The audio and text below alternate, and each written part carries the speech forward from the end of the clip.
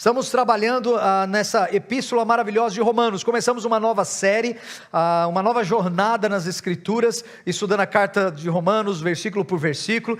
E a epístola de Romanos, sem dúvida, ela é a sinfonia do apóstolo Paulo, né? Ela é o grande tratado teológico sobre a justificação pela fé.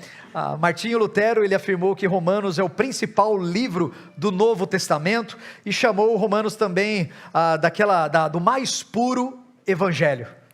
João Calvino, ele diz que Romanos abriu para ele os tesouros do evangelho, e Leon Morris disse que é comumente aceito que Romanos é o maior de todos os escritos cristãos. Olha como ele é tido em alta, né? De alto valor, mas é claro, porque é a palavra de Deus. Nós vemos que através de Romanos, Martinho Lutero chegou à fé, através de Romanos, Agostinho chegou à fé, através de Romanos, John Wesley chegou à fé. Grandes homens que causaram um impacto que nós sentimos até hoje, né, na igreja, foram alcançados com essa maravilhosa mensagem da exposição desta carta. A carta é de Paulo, destinada então à igreja de Roma.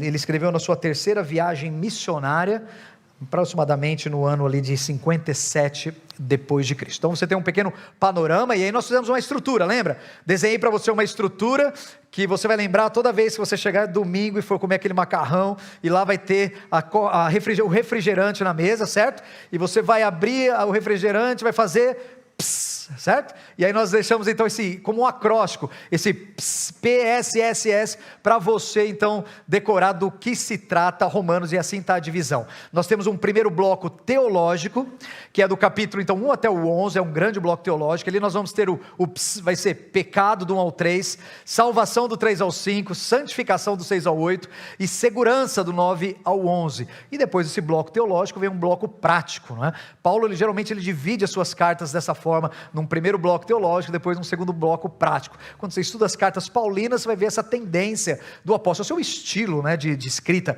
E aí então o prático é do 12 ao 16, onde vai falar o último S, que é o serviço. Então se um dia você estiver conversando com alguém e falar assim: sobre o que é Romanos?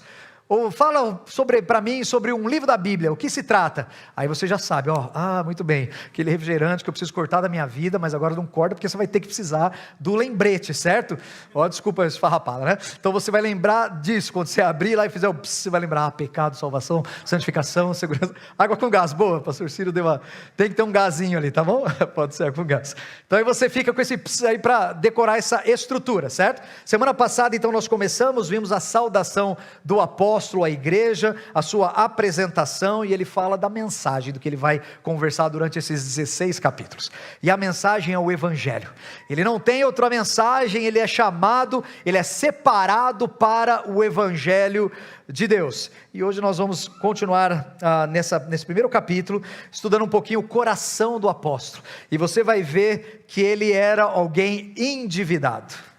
Achei alguma coisa em comum com o apóstolo, né? Pelo menos alguma coisa com Paulo eu tenho em comum, as suas dívidas. Eu sou endividado, mas ele é endividado e pronto, e esse é o título da minha mensagem: endividado e pronto. E eu quero que você ouça o coração do apóstolo. Parece que tem duas batidas ali que vão demonstrar isso para a gente. O nosso texto então, Romanos capítulo 1, verso 8 a 15, abra sua Bíblia comigo, mantenha ela aberta, e nós vamos aqui versículo por versículo, 1, 8 a 15, e vendo um pouquinho do endividado e de alguém que estava pronto.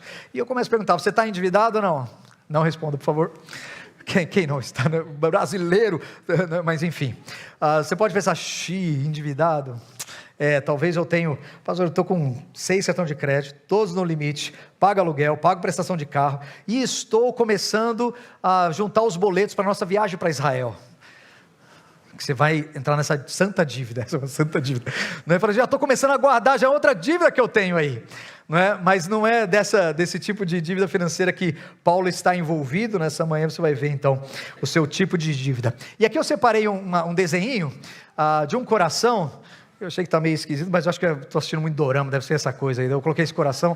Aí fala assim: ele tem duas batidas que você vai ver no coração do Paulo. Uma, praticamente, ele fala assim: eu sou. Como se fosse uma batida no coração, tum-dum, eu sou. E outra, estou. Eu sou e estou. Poxa, por que está batendo dessa forma o seu coração? Eu sou, estou.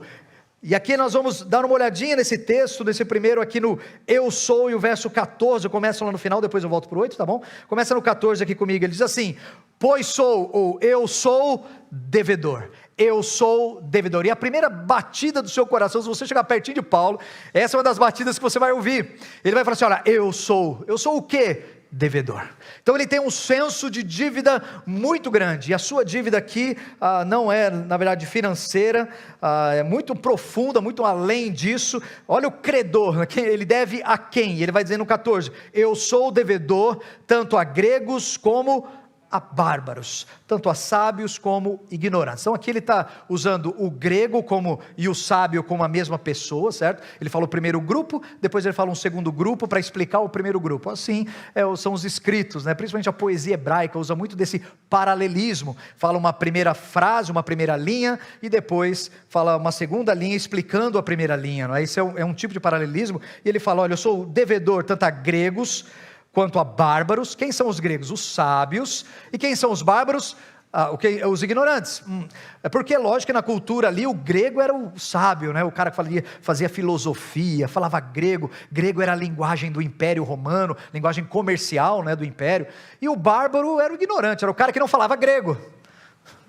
Todos nós. Falava o quê? Uma língua estranha, falava alguma coisa assim, bar, e daí vem essa palavra bárbaro, né? Porque é um bar que você nem consegue entender. Então seria essa ideia do grego e do bárbaro, quer dizer, o sábio e o ignorante. Ele fala assim: eu tenho uma dívida, eu sou devedor a quem? A gregos e a bárbaros, a sábios e a ignorantes.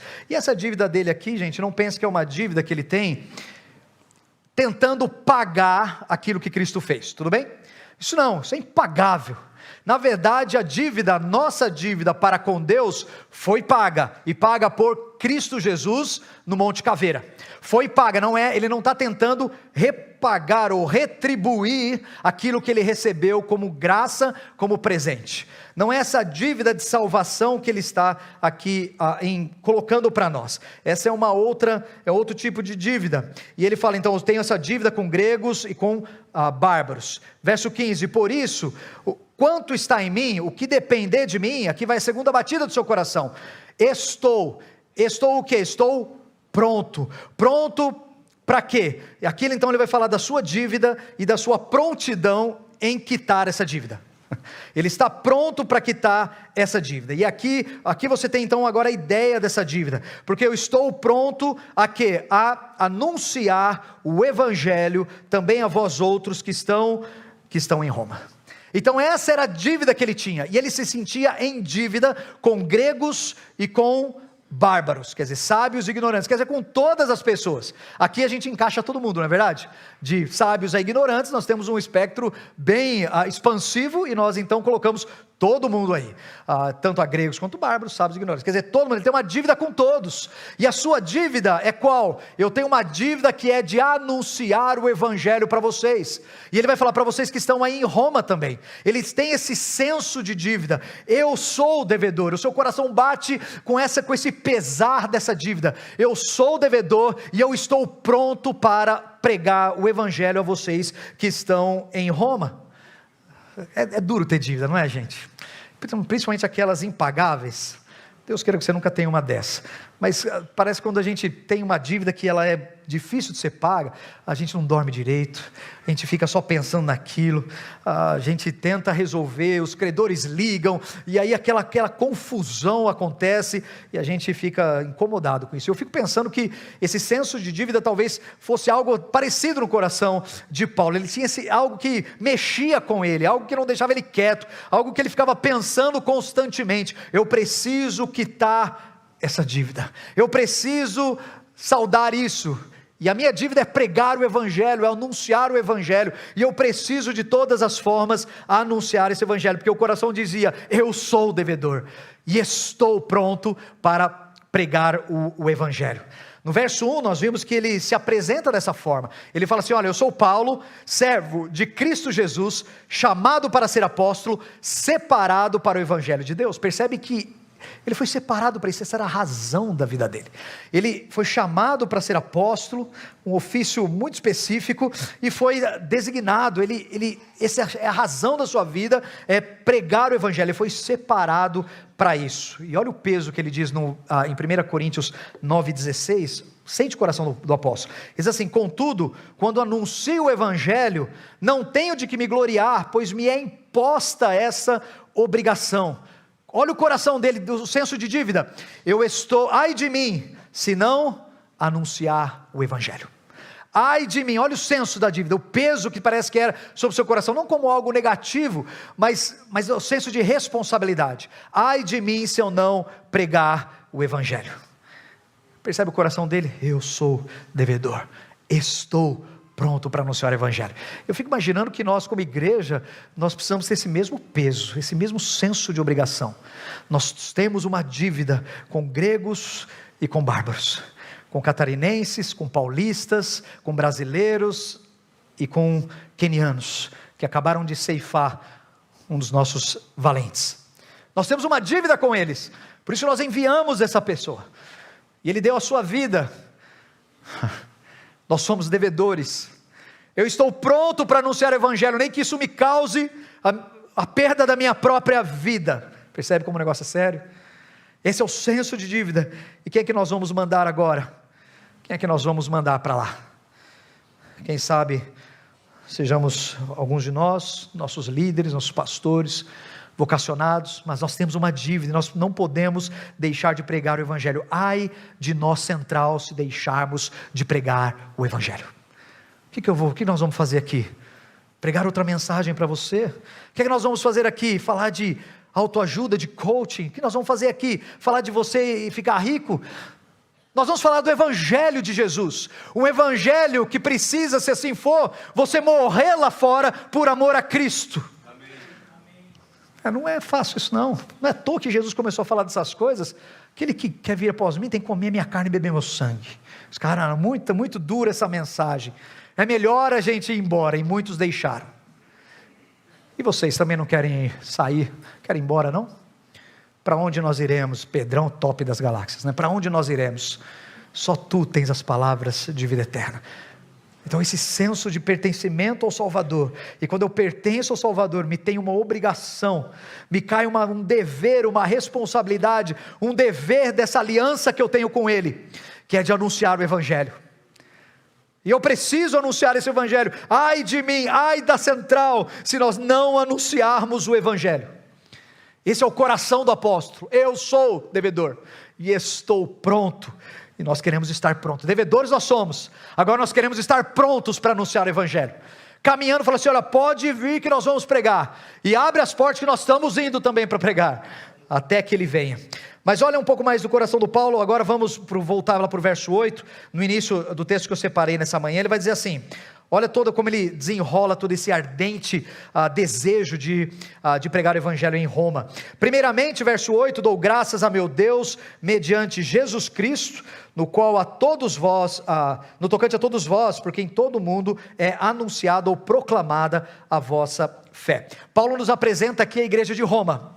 Então você vai conhecer agora a igreja de Roma, há 2.000 anos atrás. E essa igreja, pelo jeito, era uma igreja muito top. Paulo não começou essa igreja, ele não fundou essa igreja, ele não foi pastor dessa igreja. Nós não temos aqui dados na história quem começou. Lembra que lá em Atos 8, houve uma grande perseguição em Jerusalém, e os discípulos, com exceção dos apóstolos, né, foram espalhados por toda a região. Então entende-se que a partir daquela perseguição, que era até os confins da terra, não é? Que foi o Espírito, então mandou essa perseguição para que eles fossem espalhados. Então entende-se que o evangelho chegou em Roma, e ali alguém fundou essa igreja, e Paulo está escrevendo para essa igreja. Propósito, não tinha um problema assim propriamente dito em Romanos para que ele acertasse, como havia em Gálatas, a carta aos Gálatas ou aos Tessalonicenses, não é? Aqui em Roma ele faz esse tratado teológico, mas parece que não há um problema específico, há um desejo dele de passar por lá, é claro. Mas ele vai falar um pouco dessa igreja de Roma, que ele fala assim, olha, em todo o mundo é proclamada a vossa fé. E é importante eu mencionar isso, porque vai ter um desdobramento depois do restante da carta, tá bom? Quando ele fala assim, olha, em todo o mundo é anunciada a vossa fé. Uma igreja ativa, uma igreja influente, uma igreja que fazia diferença. E aqui, onde que ela fazia diferença? Diz o texto, em todo o mundo é anunciada a vossa fé. Todo mundo, sério? Em todo mundo? Até entre os índios chavantes no Brasil? Ou quem sabe os índios Cherokee nos Estados Unidos, que nem era Estados Unidos, nem Brasil, não era nessas terras, ou quem sabe entre os Hueis na China, todos esses, todo mundo assim ouviu da fé da igreja de Roma? Não, é claro que não. Então a Bíblia está errada? Não, é claro que não.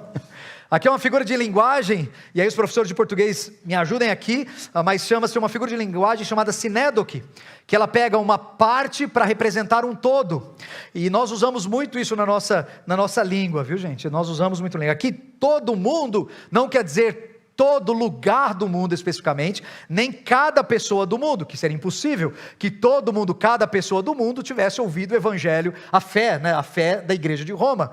Tantos lugares ainda isolados, né? O Oceano Atlântico entre a Europa, a África e o Oriente Médio das Américas, quer dizer, não tinha como.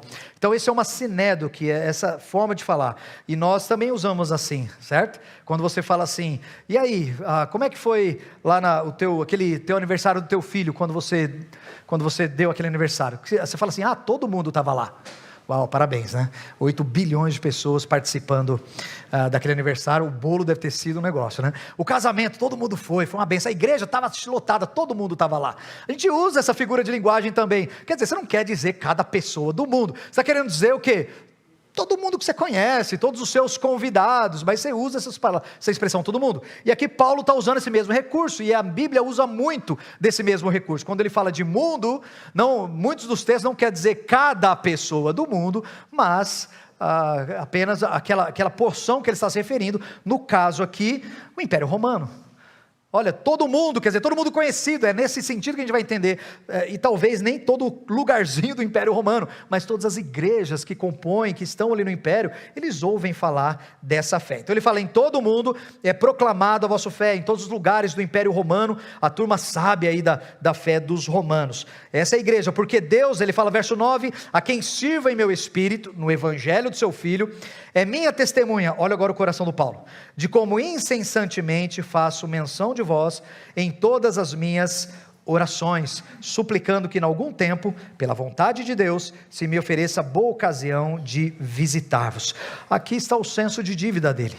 Eu sempre oro por vocês, romanos, olha, eu sempre oro, e não só oro, mas eu também peço a Deus que me dê uma oportunidade de visitar vocês. Eu quero visitar vocês. Então você vê esse senso de dívida. Estou pronto para pregar o evangelho para vocês que também estão em Roma. Verso 11, continua comigo. Porque muito desejo ver-vos, a fim de repartir convosco algum dom espiritual, para que sejais fortalecidos ou confirmados. Você vê aqui como ele quer anunciar. Ele não só quer anunciar o evangelho, mas ele também quer uma troca, na verdade. Primeiro ele fala assim, no verso 11, que ele quer ir lá para repartir algum dom espiritual com eles, para que eles sejam fortalecidos. E aí a gente pensa assim, qual é o dom espiritual de Paulo? Está preparando uma lista desse tamanho, né? Mas qual o dom espiritual dele? O ofício dele era apóstolo, podemos dizer assim, que ele tinha vários dons, muitos dons, e talvez um dos mais fortes para mim seja que nele o dom do ensino, porque ele é o maior de todos os nossos teólogos, não é? E ele quer ir lá compartilhar o seu dom para que eles sejam fortalecidos, e é claro que esse dom que ele quer compartilhar é a pregação do evangelho, é anunciar a Cristo, e isso parece que era como um vulcão dentro dele, e ele parece que estava pronto para explodir. Olha, eu tenho uma dívida e eu quero ir aí acertar essa dívida, que é anunciar o evangelho. Eu desejo ver-vos para compartilhar esse dom com vocês, para que vocês sejam fortalecidos, mas não é só isso, ele também quer receber deles. E aqui eu faço um parênteses, eu sei que entre nós, gente, nossa igreja, graças a Deus, tem recebido muitas pessoas, e nós vamos queremos sim cuidar, queremos sim andar com cada um de vocês, orar com vocês, saber da sua história, conduzir vocês no caminho de Cristo. Eu sei que muitos dentre que estão vindo são pastores, que foram pastores em outras comunidades, outras igrejas. E eu sei como é difícil ser um pastor que chega num lugar novo e tem que ficar sentado no banco. É difícil, né? Quando o desejo de pregar, quando você tem um chamado, uma missão, quando se é separado para o Evangelho, aí eu venho uma nova comunidade, eu fico sentado e corrói a gente por dentro, eu sei, não é fácil, não é? Porque parece que tem essa dinamite dentro de você, que você quer explodir, que é anunciar o Evangelho de Cristo, eu sei disso. Então por isso que nós queremos convocar você, que tem esse chamado, vem nos ajudar no IBC Casa. É um lugar perfeito para você ministrar, para você pastorear, para você anunciar o Evangelho. É um lugar maravilhoso. Vem falar com a gente: pastor, eu estou aqui no banco, eu não aguento, eu quero pregar logo, eu quero anunciar, eu quero pastorear, eu fiz isso, Deus me chamou para isso. E nós vamos direcionar você. IBC Casa é a melhor estufa para pastores, para ovelhas, para a gente crescer e ver os dons aí desenvolvendo, tá bom? Mas a gente sabe e a gente compartilha dessa necessidade. Então fique aí, fecha parênteses aqui para você. Mas ele também, não quer só anunciar o Evangelho, mas ele também quer receber da igreja de Roma. Olha o verso 12: isto é, para que em vossa companhia reciprocamente nos confortemos, está vendo? Ele leva o Evangelho, mas ele também quer receber alguma coisa da igreja de Roma, por intermédio da fé mútua, diz lá no 12, por intermédio da fé mútua, vossa e minha. Então ele, é claro, ele não está chegando lá como o apóstolo e falando assim: só eu é que sei das coisas, só eu que vim abençoar vocês vem aqui, beija meu anel de apóstolo, e a palavra de Deus é só por meio de mim. E na verdade ele está indo lá também para receber, através do corpo de Cristo, alguma coisa que ele precisa. Então há essa troca entre ele e a igreja, entre dar-se o dom, receber o dom, e a igreja vai crescendo. Poxa, mas ele não era apóstolo? Sim, era, mas ele é membro da igreja, e como membro da igreja ele precisa dos dons que existem na igreja. E você, querido, você tem um dom, você tem pelo menos um dom que Deus te deu, pelo menos um você tem, e Deus te deu isso. Talvez você ainda não saiba qual é, tudo bem? Vai descobrir. Mas você pelo menos você tem algo que Deus te deu, para que você use na igreja, porque você é um membro da igreja, você tem uma função para exercer na igreja, no corpo de Cristo. As pessoas falam: não preciso de igreja, eu cultuo em casa. É na igreja que você usa o seu dom, é para a edificação do corpo, é para a edificação do corpo, não é para a edificação desse mundo. O dom que você tem não é para edificar o mundo está morto nos seus pecados, ele precisa ser ressuscitado por Cristo. Para edificação, para crescimento, é na igreja. Então você tem um dom, quando você entregou a tua vida a Cristo, o Espírito de Deus, ele habita dentro de você e te deu pelo menos um dom. Você não tem todos os dons, você não é o bambambam do céu. Eu tenho os 30 mil dons, eu não preciso de ninguém. Você precisa um do outro. Você tem um dom que é para ser usado aqui. Qual é?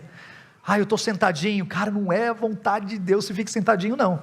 Ele te deu um dom, é para você usar. Mas eu não sei qual é, a gente te ajuda a descobrir. Classe Mergulhando vai te ajudar, mas use o seu dom. Falei: pastor, eu tenho o dom X, descobri que eu tenho o dom Y, e nós vamos te ajudar a usar esse dom. E Paulo aqui, ele fala assim: olha, eu vou anunciar o Evangelho, eu tenho algo para falar, eu tenho uma dívida com vocês, eu sou o devedor, estou pronto, quero ir aí visitar vocês para compartilhar esse dom, só que eu também quero receber de vocês o dom de vocês, para que haja esse crescimento, essa fé mútua. Mas olha o que acontece aqui com ele, no 12 ele fala isso, e no 13 ele diz: porque não quero, irmãos, que vocês ignorem que muitas vezes me propus ir ter convosco. Olha agora, gente: mas até agora tenho sido impedido para conseguir igualmente entre vós algum fruto, como também entre os demais gentios. E ele fala que até agora ele tem sido impedido de ir a Roma. Eu quero muito, eu tenho uma dívida com vocês, mas até agora eu não tenho sido impedido. Impedido por quem? Pelo diabo? Não. O diabo nunca pode impedir os planos de Deus, nunca. Ele pode batalhar contra a igreja, mas impedir ou frustrar, não. Deus, ele está no seu trono, é soberano, e ele mexe a história conforme ele quer. será que alguém impede de anunciar o Evangelho? Deus impede alguém de anunciar o Evangelho? Às vezes impede. Mas Deus não quer salvar todas as pessoas. Como é que Ele vai impedir de a pessoa pregar o Evangelho? Não é? Calma. Eu sei que tem gente que tem a síndrome do Messias, sabe, gente? Tem gente que tem síndrome do Messias. Pastor, eu fui chamado para pregar o Evangelho. Eu estou pronto, estou como Paulo. Eu sou o devedor e estou pronto para pregar o Evangelho. Me envia. A gente vê pessoas assim. Que alegria ver um coração inflamado por Deus assim. Mas não tem hora, viu, gente? Tem hora, tem preparo, tem o tempo de Deus para essas coisas acontecerem. Não, pastor, mas as vidas estão indo para o inferno, eu preciso salvá-las. Você precisa salvá-las? Aí é o síndrome do Messias. Não é tu que salva. Quem disse que você vai salvar alguém? Você não salva ninguém. Você anuncia o Evangelho. Quem salva é Jesus, Ele é o Salvador. E é o Espírito de Deus que age como Ele quer, quando Ele quer. Mas eu preciso ir agora, eu estou pronto, eu tenho essa dívida, estou pronto. Você falou assim, que eu tenho dom, agora eu tenho dom, meu dom, eu quero pregar o Evangelho em Dubai, pode mandar eu.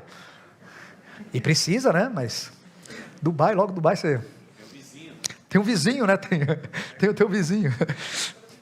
Né, eu preciso pregar lá, ok, você precisa, mas talvez para Dubai tenha um outro caminho, uma preparação para você chegar lá. Olha o que aconteceu com o apóstolo Paulo, eu separei aqui Atos 16:6, está na tela, diz assim: e passando pela Frígia e pela província da Galácia, olha o que diz o texto, gente, foram impedidos pelo Espírito Santo de anunciar a palavra na Ásia. Isso é um choque. Peraí, como é que o Espírito Santo me faz isso, gente? O cara precisa de Jesus? Precisa de Jesus, mas o Espírito Santo impede Paulo de ir lá pregar o Evangelho, porque Deus, Ele é soberano. E eu quero que você entenda algo chamado providência de Deus. Não é provisão, providência de Deus. A gente usa providência como provisão, não é? Providência é esse agir intencional da soberania de Deus. Ele faz todas as coisas de acordo com o seu querer, com o beneplácito da sua vontade, de acordo com a sua providência. E aqui ele falou: Paulo, você não vai pregar o Evangelho na Ásia, porque ele tinha um plano que para Deus era um plano maior, onde ele queria ter Paulo lá. Logo o versículo seguinte, 16:7, quando chegaram a Mísia, intentaram ir para Bitínia, mas o Espírito Santo não lhes permitiu. Vamos para cá, o Espírito Santo, não vai pregar na Ásia não, então vamos para cá, para Bitínia, também não vai para lá. Mas que coisa, cara, eu saí para ser missionário, o Espírito de Deus está me impedindo, até que o Espírito de Deus então mostra para onde ele vai. Tem uma visão, e ele tem um varão macedônio que aparece e fala assim: Paulo, passa a Macedônia e ajuda-nos. Era um local específico que Deus queria enviar Paulo e Silas naquela ocasião. Tinha uma mulher lá, uma mulher que estava lavando as suas roupas do riacho, trabalhava com púrpura, e essa mulher foi alvo de Deus, que tirou o maior de todos os apóstolos. Ele diria era o menor, né? Mas a gente, depois de tantos anos, tirou o grande apóstolo Paulo, que queria pregar na Ásia. Imagina ele ir para a Ásia, ele ia saturar a Ásia toda, ele ia chinês, japonês, coreano, ia todo mundo ouvindo o Evangelho com Paulo para lá. E aí Deus falou assim: não, é para cá que eu quero você, porque tem uma mulher lá naquele lugar que eu quero alcançar. E era Lídia e a família do carcereiro, as duas primeiras famílias da igreja de Filipos, no qual Paulo escreve a carta aos Filipenses depois. E aí Deus, mas por que uma pessoa só? Os planos de Deus, é a providência de Deus. Para nós parece uma pessoa só, para Deus é o seu plano eterno, a sua providência que conduziu, e Ele fechou aquela porta e indicou: Paulo, é para cá. Então, eu estou pronto, me envia agora. Calma. Tem coisas que a gente precisa entender da parte de Deus, como Ele quer que a gente faça. Paulo, ele queria ir para a Espanha, olha o 15:28. Uma das coisas que ele quer, ao passar por Roma, ele fala: olha, eu quero ir aí, quero compartilhar o Evangelho com vocês, porque eu sou devedor, quero que vocês me ajudem na fé mútua. Mas ele também tinha um outro desejo, assim que concluindo isso, e havendo-lhe consignado este fruto, que ele estava levantando ofertas para ir para os pobres de Jerusalém, depois que ele entregasse esse dinheiro aos pobres de Jerusalém, da igreja de Jerusalém, de lá, passando por vós, ele queria passar por Roma, para ir para onde? Para a Espanha, para pregar o Evangelho para a Espanha. e de repente, quem sabe, achasse um barquinho lá para vir para as Américas. Não, aí está muito longe, está muito longe. Isso aí tem 1500 anos antes, não ia ter jeito. Mas ele queria ir até as extremidades do Império Romano, para você ver, até os confins da terra para eles, certo? Mas ele tinha a ideia de passar por Roma para ver se levantava um sustento, conseguia uma oferta para poder então ir até Roma. Então você vê aqui que também esse é o desejo de Paulo. Ele fala: eu sou o devedor, eu quero levar o evangelho, eu estou pronto a anunciar o evangelho para vocês, mas até agora eu tenho sido impedido. Não era o tempo de Deus de ele estar em Roma, por mais que ele tinha dívida dele, não era o tempo. E na história, depois do relato bíblico, a gente vê Paulo em Roma para ser morto só, para ser martirizado. Vai preso primeiro, né? Ele é preso, depois ele volta. Dizem alguns historiadores que ele vai para a Espanha, volta. A gente não tem relato bíblico, né, o canônico disso, mas alguns historiadores dizem que ele chega aí à Espanha, volta, e quando ele volta, então ele é preso de novo em Roma e martirizado na Via Ostiense, né? Perde a cabeça. E assim é a sua relação com Roma. Mas aqui o que eu quero trazer você a pensar é esse santo impedimento da parte de Deus, de acordo com a providência de Deus. Sim, nós somos devedores. Sim, nós estamos prontos a anunciar o evangelho, mas temos que entender esse tempo de Deus. E nós queremos entender com você também esse tempo de Deus. Entender quando Deus te chama, e essa é a nossa responsabilidade. Ai de nós se não pregarmos o evangelho, mas cada caso especificamente precisamos entender o tempo de Deus. E queremos entender isso. Deus, ele vai falar e fazer no seu tempo. E ele foi impedido em ir, mas o seu coração estava pronto para anunciar o evangelho. E aqui eu pergunto, e fica a nossa aplicação dessa manhã: será que nós temos esse mesmo senso de dívida, gente? Será que essa igreja, eu e você, nós temos esse senso de dívida? Eu tenho uma dívida, e essa minha dívida é de anunciar o evangelho. Nós fomos colocados em Balneário Camboriú. Nós temos uma dívida com essa cidade, de anunciar o evangelho. Gregos e bárbaros, sábios e ignorantes, pessoal na Atlântica e o pessoal das ruas, pessoal estudado e o pessoal sem estudo nenhum. Nós temos uma dívida com eles. E essa nossa dívida principal é para anunciar o evangelho. Essa é o peso que recai sobre nós. E nós temos que estar assim: eu estou pronto a anunciar o evangelho. Só que Paulo, ele tinha esse desejo, e ele contava que a igreja também compartilhasse isso. Ele dá o dom dele, e a igreja também retribui, e há a fé mútua, o crescimento mútuo. E nós temos que entender que esse estar pronto, esse senso de dívida, é algo nosso, não é algo de pastores e líderes e vocacionados, ou missionários somente, mas é algo nosso. Todos nós fomos trazidos para essa cidade. E você foi, se a gente fizer aqui uma pesquisa, quantos são balnear camborienses aqui? Eu acho que é assim que a gente se designa. Bálneo, isso, obrigado, falamos isso essa semana e eu esqueci. Que você é de Balneário Camboriú, né? Se eu perguntar assim, se você é de Balneário Camboriú, eu tenho certeza que talvez seja um percentual bem menor. Se você veio de outra cidade, quero te dizer que Deus te trouxe para esse lugar, cara. Por que Deus te trouxe para esse lugar? Para que você tivesse uma vida melhor? Isso pode ser, mas isso é secundário, terciário. Para que você estivesse perto da tua família, da tua filha que veio morar para cá, do teu tio, de algum familiar, pode até ser, mas isso eu tenho certeza que é secundário.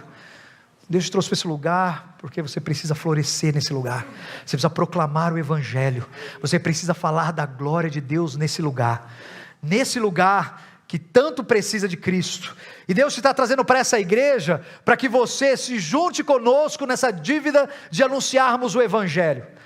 Você se torna membro dessa igreja e fica com uma dívida. Venha para cá e se endivide conosco. Eu pensei que eu vim aqui para prosperar. Não, você veio para cá para se endividar. E a tua dívida é anunciar o evangelho. Nós queremos que você se endivide com a gente em 500 mil prestações até que ele venha. Você vai pagar essa dívida até que ele venha. Não é? Haja carnê, né? Desse tamanho no negócio do carnê. Mas até lá nós vamos anunciar o evangelho. Não pense, você vem aqui passear, sentar, ouvir a mensagem, sentar e ir embora. Você pode até fazer isso, mas que o Espírito Santo de Deus vire você do avesso, e não deixe você ficar sentado, não deixe você ficar acomodado, você ficar procurando uma igreja perfeita. Ela existe, mas ela é lá na Nova Jerusalém, você precisa morrer para ir para lá. Aí você vai estar com a igreja perfeita. Quer uma igreja perfeita? Um pastor perfeito? Tem, viu? É o do Salmo 23. Só que para ir lá, você vai precisar morrer. Eu não quero te ajudar nisso, mas quero te dizer que lá é a igreja perfeita, lá é o pastor perfeito. A melhor mensagem que você vai ouvir disparada. Você vai ficar a eternidade inteira, fala mais Jesus, e Ele vai estar lá pastoreando você. É a igreja perfeita. Quer o louvor perfeito?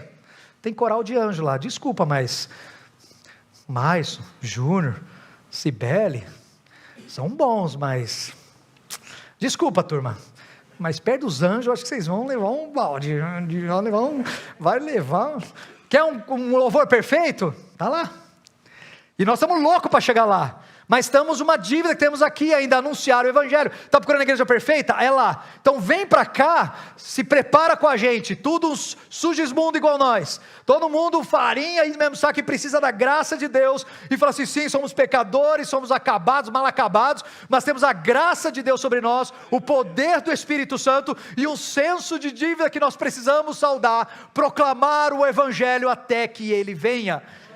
Bem-vindo, vem proclamar com a gente.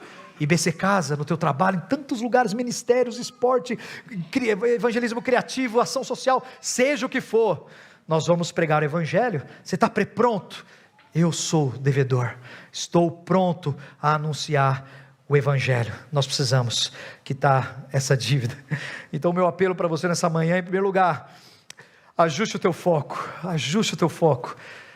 eu sou o devedor, Deus, não para a tua salvação você recebe pela graça, é grato ao sacrifício maravilhoso do Cordeiro, por mais que a gente tenha esse senso de dívida, né? Fala assim, eu nunca vou poder pagar, é lógico, nunca poderíamos pagar, é um presente, é uma graça de Deus sobre nós, mas existe um dever da aliança, essa aliança que Ele fez conosco em Cristo tem alguns deveres, andar em santidade é um dever, vida piedosa é um dever, anunciar o Evangelho é um dever. Nós temos um dever nessa aliança. Fomos chamados para anunciar, e estou pronto, Deus. Mas eu não consigo, nós vamos te ajudar. Queremos te ajudar. Mas eu tenho vergonha, nós vamos orar, cara, e temos certeza que o Espírito de Deus vai colocar as palavras na sua boca, desde que você dê o primeiro passo, e vá, e se dispõe. Então ajuste o seu foco, tenha esse senso de dívida. Segundo lugar, anuncie o Evangelho. Escolha uma pessoa.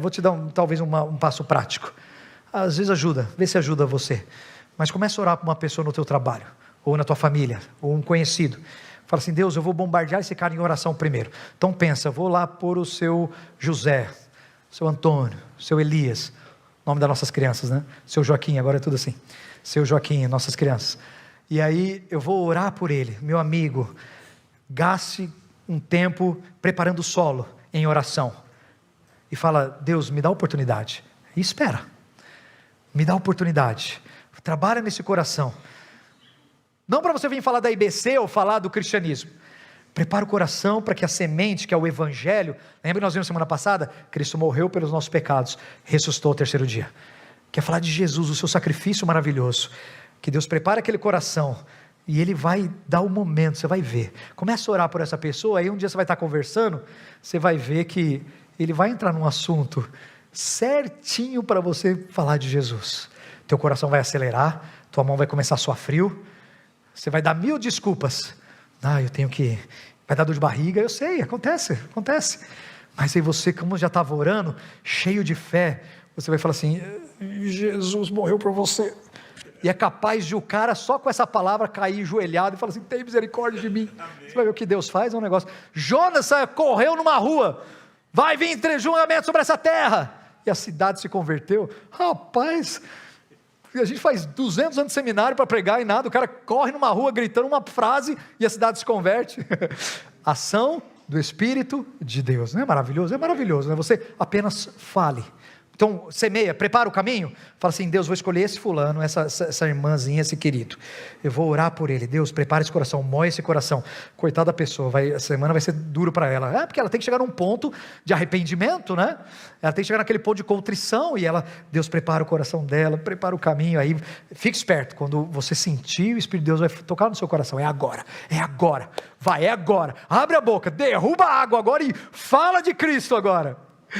Cara, se você der esse passo, você vai ver algo glorioso acontecer, a eternidade de uma pessoa sendo mudada, por causa da proclamação, anunciação do Evangelho, e eu duvido que depois você vai conseguir parar, aí você vai querer já dar o discipulado para ela, batizar a pessoa, enviar ela para o campo, vai ser um negócio louco, mas a gente vai te ajudar, tá bom? Refocalize em nome de Jesus e anuncie o Evangelho, Essa era a dívida de Paulo e é a nossa dívida como igreja.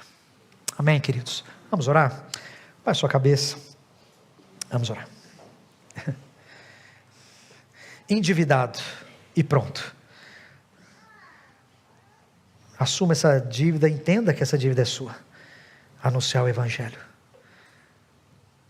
Eu de graça recebi, de graça vou dar.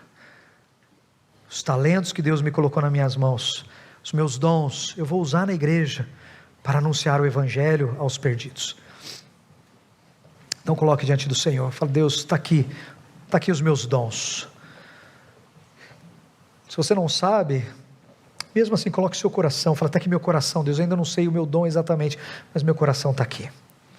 Usa-me da forma que o Senhor quiser, no tempo que o Senhor quiser. Usa a minha vida. Isso eu peço para você, ore pela nossa igreja, ore pela Central, para que a gente tenha esse senso de dívida e não fique acuado, mas avance em pregar o Evangelho. Nos ajude, Deus, como igreja. Nos ajude, Deus, como membros desse corpo local, a entendermos que temos uma dívida tanto a gregos quanto a bárbaros, sábios e ignorantes, a dívida de anunciar o Evangelho. Somos devedores, Deus, e que estejamos prontos para anunciar. Aqueles que estão em Balneário, aqueles que estão entre os índios, lá no Amazonas, aqueles que estão no Quênia, em outros países. Ajuda-nos, ó Deus, nessa manhã, a cumprirmos a nossa missão. Ajuda-nos, ó Deus, a sermos essa igreja missionária, apaixonada pelo Senhor, que mostra essa paixão, que mostra esse amor, essa piedade, através da obediência, através da proclamação. Livra-nos, ó Deus, de ficarmos centrados em nós mesmos, mas que essas paredes, elas se abram, se estendam, e alcance, Deus, aquela porção dessa cidade que o Senhor tem separado para nós. Sabemos, ó Deus, temos muitas outras igrejas nessa cidade, povo do Senhor, também agências aí do reino de Deus, que o Senhor também vai usar poderosamente para alcançar os perdidos.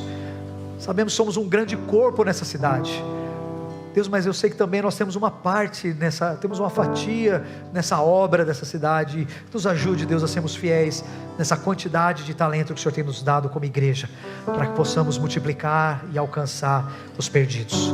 Mantenha fogo no nosso coração, prepara, Deus, as pessoas que estão ao nosso redor, que se alguém aqui, ó Deus, for começar a orar por outra pessoa, né, para preparar o coração para pregar o Evangelho, Deus, que o Senhor dê muito claro agora no coração deles esse nome, para que eles comecem a orar, que o Senhor, ó Deus, comece a despertá-los, e eles experimentem, Deus, experimentem a bênção de compartilhar o Evangelho, e que alegria vai ser, quando a gente vê, entrando nessa igreja, pessoas que ouviram do Evangelho, não somente através do púlpito dessa igreja, mas através dos membros desse corpo. Que alegria que vai ser, Deus. Muito obrigado, Deus, muito obrigado pela vida do teu servo, do teu apóstolo, que inspirado pelo teu Espírito nos deixou essas palavras, que a gente possa então estar pronto, com esse sentimento de dívida muito claro. Oramos assim, em nome de Cristo Jesus, amém.